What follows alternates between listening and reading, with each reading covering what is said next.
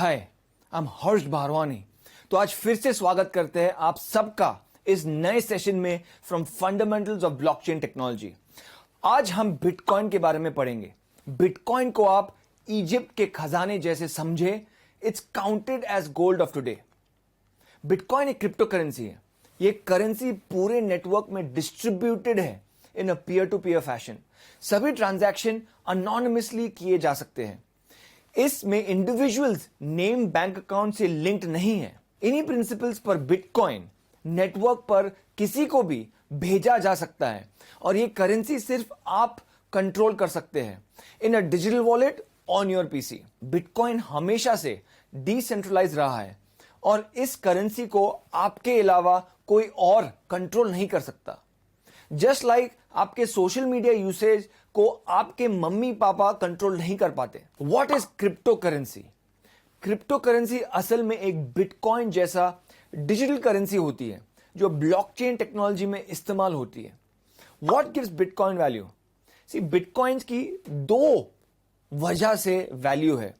क्योंकि बिटकॉइन एक digital currency है, उसकी वैल्यू को स्टोर और एक्सचेंज करना आसान है। एंड क्योंकि बिजनेस वर्ल्ड इसको एक एसेट के जैसा देखता है। This is like pros and pros of keeping a digital money. Bitcoin को डिजिटल एज का गोल्ड माना जाता है क्योंकि इसके सारे फीचर्स गोल्ड जैसे। बिटकॉइन को डिवाइड किया जा सकता है, ये बहुत ड्यूरेबल है। इसके अलावा भी बिटकॉइन के कुछ इंपॉर्टेंट फीचर्स हैं जिससे गोल्ड की मॉनेटरी प्रॉपर्टीज हम बिटकॉइन के डिजिटल एरा में यूज कर सकते हैं। It is easy to send bitcoin. Bitcoin को कोई भी अमाउंट हम किसी को भी बिना हिंड्रेंस भेज सकते हैं। It's easy to verify the authenticity of bitcoin. Fake bitcoins को ट्रांजैक्ट करना इम्पॉसिबल है। बिटकॉइन की मॉनेटरी पॉलिसी के बारे में डिस्कस करते हैं। Monetary policy consist of two main parts, the halving और दूसरा है ब्लॉक फ्रीक्वेंसी। पहले हाविंग डिस्कस करते हैं। हाविंग का मतलब number of bitcoin released into the system every 10 minutes is halved every 4 years. Actually, halving takes place every 2,10,000 blocks. एक block को जनरेट करने में 10 मिनट लगते हैं, तो 2,10,000 ब्लॉक्स को जनरेट होने में 4 साल लग जाते हैं। जब बिटकॉइन शुरू हुआ था 2009 में और तब ब्लॉक रिवॉर्ड था 50 bitcoins every 10 minutes. In July 2016, Bitcoin's second halving took place. Reward reduces to 12.5 Bitcoins और next halving मई 2020 में हुआ था, जिसे ब्लॉकचेन को सॉल्व करने का रिवॉर्ड 6.25 Bitcoin हो गया था। इसका मतलब ओवर द टाइम माइनिंग भी डिफिकल्ट हो जाएगी और रिवॉर्ड रेट ड्रॉप होता रहेगा, जिससे बिटकॉइन का ट्रेडिंग प्राइस बढ़ता रहेगा।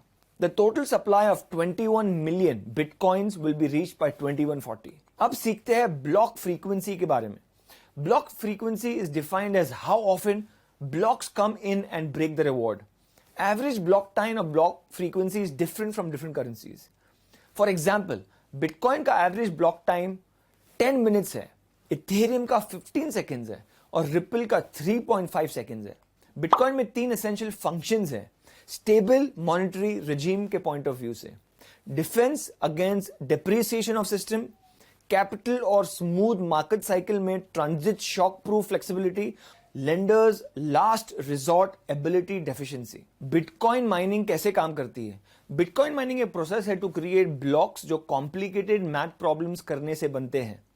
जब एक बिटकॉइन माइन हो जाता है, माइनर को एक प्री डिटरमाइंड अमाउंट मिलता है।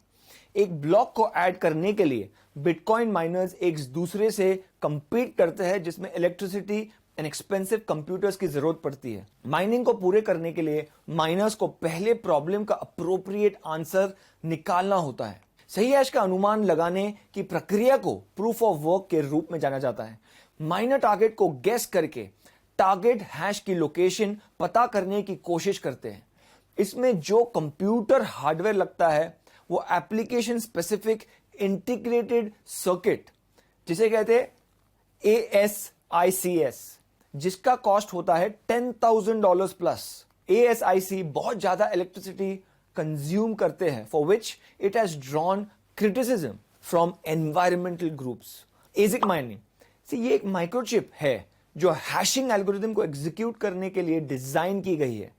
ये 1 लाख फास्टर कैलकुलेशंस करता है than any other CPU. ASIC Bitmain and Canaan company ने बनाया था। Now what is GPU mining? GPU का मतलब है ग्राफिक प्रोसेसिंग यूनिट। ये वीडियो कार्ड के नाम से भी जाना जाता है। जीपीयू गेमिंग कंप्यूटर्स में यूज किया जाता है for 3D animation and videos. Bitcoin को माइन करने के लिए सीपीयू से फास्टर जीपीयू काम करता है। बिटकॉइन माइन करने के लिए एटलीस्ट एक जीपीयू कंप्यूटर में इंस्टॉल होना चाहिए। जीपीयू एनवीडिया और एएमडी कंपनी के आते हैं। जीपीयू के द्वारा हम डिफरेंट कॉइन्स माइन कर सकते हैं, जैसे Ethereum, bitcoin gold, Electroneum, Monero and many more. CPU mining, अभी सीपीयू माइनिंग है क्या? जब बिटकॉइन बनाया गया था तब माइन करने का सिर्फ एक ही तरीका था, which was CPU on computer and bitcoin core wallet. Intel and AMD ये दोनों ही फेमस है फॉर ऑप्टिमल सीपीयू। बिटकॉइन जब शुरू हुआ तो सिर्फ 100 कॉइन्स डिग किए जा सकते थे using CPU. CPU different task के बीच स्विच कर सकता है। Now what is the advantages of एसिक mining? एसिक lower power को यूज करता है एंड फिजिकली इसका साइज भी छोटा है। इसमें हाई प्रॉफिट मार्जिन है और उस हाई हैश रेट होता है for specific coin. GPU mining complex computation को सॉल्व करता है। ये इजीली सोर्स किया जा सकता है। इसकी रीसेल वैल्यू काफी हाई होती है और ये अपग्रेडेबल भी है। अभी हम सीपीयू माइनिंग देखते हैं। सीपीयू माइनिंग में कोई स्पेशलाइज्ड हार्डवेयर की जरूरत नहीं होती। इसे माइनिंग स्टार्ट किया जा सकता है। इसका एजुकेशनल एक्सपीरियंस इनवैल्यूएबल है। इस पे माइन करना बहुत फन है। नाउ अभी हम देखते हैं डिसएडवांटेजेस क्या है एजिक माइनिंग के। इसका कॉस्ट बहुत हाई है। एप्लीकेशन स्पेसिफिक है, जैसा कि लाइटकॉइन। इसका रीसेल वैल्यू कम है, लाइफ स्पैन छोटा है और ये नॉन अपग्रेडेबल है। अभी हम नेक्स्ट बढ़ते हैं जीपीयू माइनिंग की तरफ। इसमें हाई पावर कंजम्पशन होता है। इसकी ओवरऑल एफिशिएंसी लो है as compare to ASIC. Large equipments की जरूरत होती है। सर्टेन कॉइन्स को माइन नहीं कर सकते। अभी जीपीयू माइनिंग देखा, अभी हम सीपीयू माइनिंग देखेंगे। इसमें इलेक्ट्रिसिटी कॉस्ट ज्यादा है और प्रॉफिटेबल नहीं है। कांस्टेंट वेयर एंड टेयर का भी प्रॉब्लम है। हमने सीपीयू, जीपीयू और एसिक के बारे में बात किया। अब हम माइनिंग पूल के बारे में बात करेंगे। Okay, here we are not going to talk about swimming pool.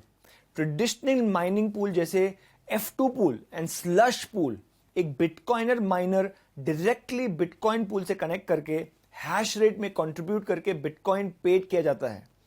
जो miners hash rate managers use करते हैं कि हैशिंग पावर माइनिंग पूल में कंट्रीब्यूट करते हैं, उन माइनर्स को कोई आइडिया नहीं होती है कि ये कौन यूज कर रहा होता है। एक बिटकॉइन माइनर जो कि ये सर्विस यूज करते हैं उनको भी पे आउट मिल सकता है, बट हैश रेट किसी भी SHA 256 कॉइन माइन करने के लिए यूज किया जा सकता है। अभी हम एक दूसरे कॉन्सेप्ट के बारे में बात करेंगे जिसका नाम है nonce. Nonce is a number that blockchain miners are solving to receive crypto currency. Nonce transactions को ओरिजिनलिटी देता है। अगर एक कंपनी में सेम नॉन्स दूसरे ऑर्डर में सेम इंसान अगर रिसीव करता है तो वो ऑर्डर को इनवैलिड माना जाता है। इथेरियम में हर ट्रांजैक्शन में एक नॉन्स है। नॉन्स एक ऐसा नंबर है जो एक बार इस्तेमाल किया जा सकता है। नॉन्स एक 32 बिट नंबर है। ये एक ब्लॉक हेडर में बाकी की डेटा के साथ रहता है। हैश एक 256 बिट नंबर है, बट इसकी वैल्यू बहुत ही कम होती है। अगर एक हैश में सफिशिएंट अमाउंट ऑफ जीरोस नहीं रहे तो माइनर हैश को डिस्कार्ड करके फिर से ट्राई करते हैं एक न्यू नॉन्स के साथ। टाइम स्टैंप हर ब्लॉक में स्टोर किया जाने वाला एक छोटा सा डेटा है as a unique serial number जो ब्लॉक कब माइन किया था इसका एग्जैक्ट डेटा हमें देता है। टाइम स्टैंप इंफॉर्मेशन का रिकॉर्ड रखने के लिए यूज किया जाता है। Mempool is a memory pool, not meme pool, जहां सारे मीम क्रिएटर्स अपने आइडियाज फिश करने जाते हैं। बिटकॉइन मिन पूल क्या है? जो ट्रांजैक्शंस बिटकॉइन नेटवर्क पे किया जाता है वो डायरेक्टली ब्लॉकचेन पर ऐड नहीं किए जाते।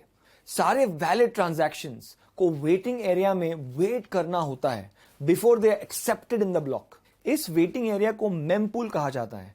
बिटकॉइन मेमोरी पूल उन अनकंफर्म्ड ट्रांजैक्शंस को सेव करता है जो वैलिड है पर ब्लॉकचेन नेटवर्क पे अभी तक नहीं आया है।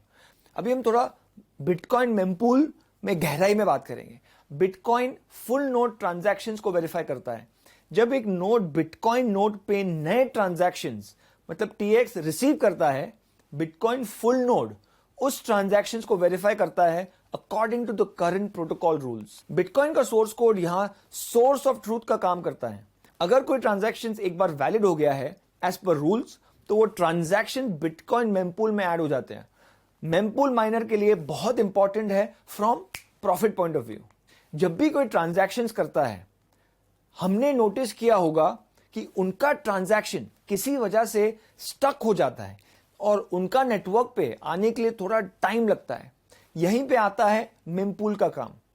माइनर्स का ये प्रिविलेज है, वो मेमपूल से उनका कौन सा ट्रांजैक्शन नेटवर्क पे लाना चाहते हैं ये वो खुद चूज कर सकते हैं। ये इकोनॉमिक रीजन से भी किया जाता है। ट्रांजैक्शंस को मेमपूल से फी रेट के बेसिस पर सॉर्ट किया जाता है।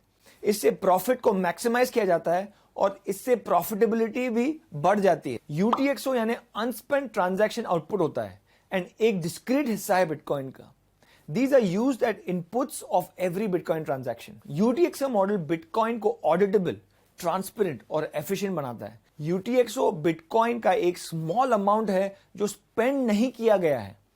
बिटकॉइन को जब ट्रांसफर किया जाता है, उसकी एक एम्बेडेड स्क्रिप्ट होती है जो एक क्रिप्टो वॉलेट में होती है। ये वॉलेट यूजर के कंप्यूटर या डिवाइस में होता है।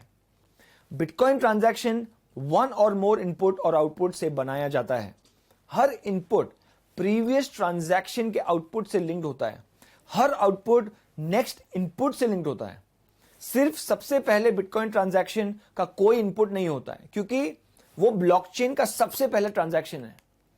सबसे पहले ट्रांजैक्शन कॉइन बेस्ड ट्रांजैक्शन कहा जाता है। हर ट्रांजैक्शन आउटपुट 1 या उससे ज्यादा न्यू बिटकॉइन UTXO जनरेट कर सकते हैं। ये हैश पब्लिक की होती है। इसका मतलब है उस हैश का जो नया ओनर है उन्हें न्यूली जनरेटेड UTXO मिला है। ये UTXO अनस्पेंड होता है जिनको स्पेंड किया जा सकता है। आशा करते हैं कि ये डिस्कशन आपको अच्छे से समझ आया है। It is okay if you are still confused. ये वीडियो 1 या 2 बार फिर ध्यान से देखिए। UTXO is one of the most important and difficult concepts of blockchain. So it is perfectly fine अगर आपको एक झटके में समझ में नहीं आया। ये कॉन्सेप्ट बाद में आपके काम आएगा।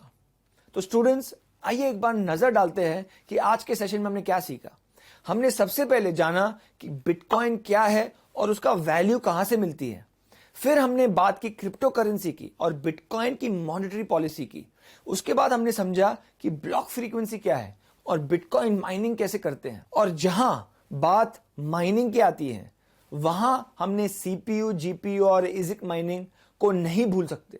और इसी तरह हमने इन तीनों माइनिंग के तरीकों को डिस्कस किया और आखिर में हमने UTXO के बारे में सब कुछ बहुत ध्यान से समझा। आई होप आप सबको ये सेशन हेल्पफुल लगा होगा और इसी नोट पे इस सेशन को एंड करते हैं और मिलते हैं ऐसे ही एक और इंफॉर्मेटिव सेशन में। तब तक keep learning and keep growing.